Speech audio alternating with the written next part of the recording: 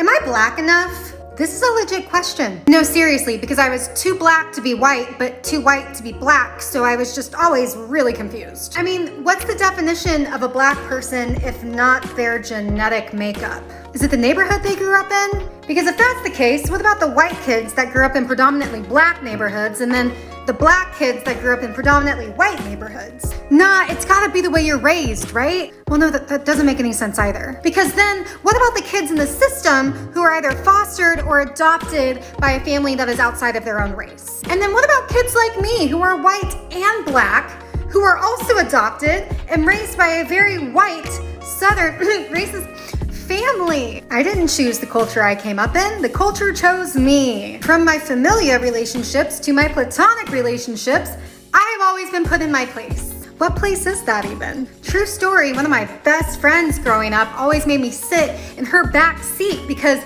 I was the black one. And yes, it didn't matter if it was just us two in the car.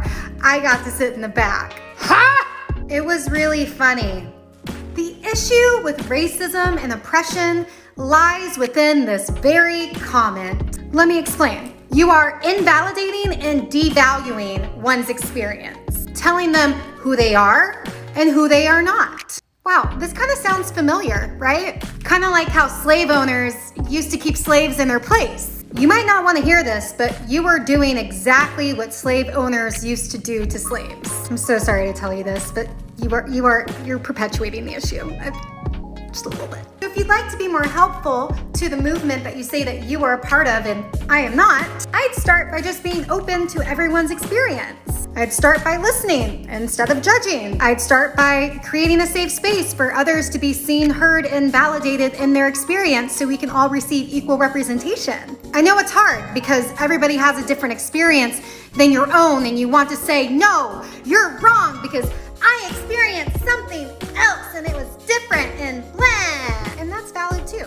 Your experience is valid.